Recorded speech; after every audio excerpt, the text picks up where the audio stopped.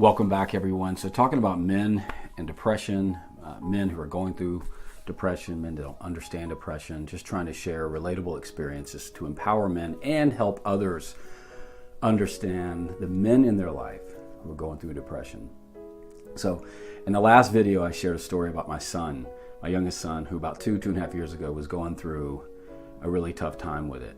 And it was a pretty crushing experience that day. Just like I said, he just balled up, and I mean, just the anguish was coming from the gut, because he was literally caving under the weight of so many things, and I could see his own depression. And so the question is, what did I do about it? So after about 20 minutes, where I don't even know what I said. I was definitely consoling him. I'm a hands-on guy, so I show affection, and finally, he mustered some kind of courage, some kind of faith, some kind of craziness, and asked me if I would meet his mother's boyfriend, which I hadn't done. He'd been in the boy's life, my two younger boys' life, for about a year and a half at that point. And my attitude towards it was like, well, no ego here. He should want to meet me, right? That's how that works, right? That works really well in those situations. And when he asked me that, I didn't hear or see that coming, if I can say it like that, but I didn't flinch.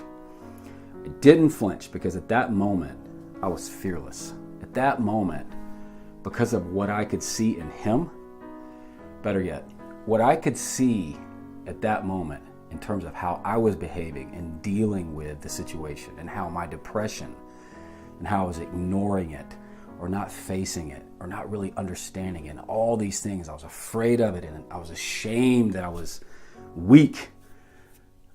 At that moment, when he asked me to do that, I was fearless, because I realized that I had, in that moment, all of the control in a healthy way, all of the control, all of the influence that I needed to have for that moment, to breathe life in a situation that was, by all accounts, dead. And so I acted on that night. I sent a text, and it took us about 2 weeks. Went and met with his mom's boyfriend for about 2 hours.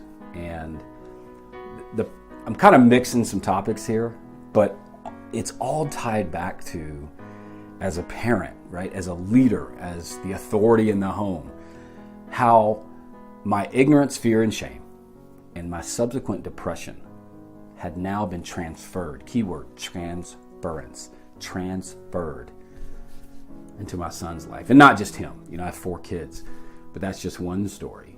And that one gesture to swallow my pride and face my ego and face my fear, it took pressure off of Bryden, my son. It took pressure off the situation. Everything wasn't better. Everything wasn't cool, and relation and communication didn't just change overnight, but it was a huge step. And I want to paint smartly and wisely. I'm not trying to paint myself as some kind of hero because prior to that, I was nowhere near that place or ready to assume doing that. But because I could connect his anguish, my son's anguish, his tears, his pain, and I could hear it, like I said, from the gut. It was beyond his heart. I mean, it was from the stomach. It was very easy to do what I needed to do to swallow my pride and make that gesture, that step on his behalf.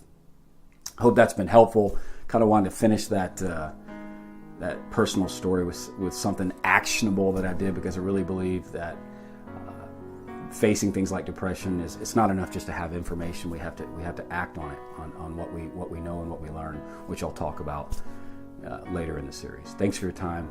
Have a great day. Talk soon.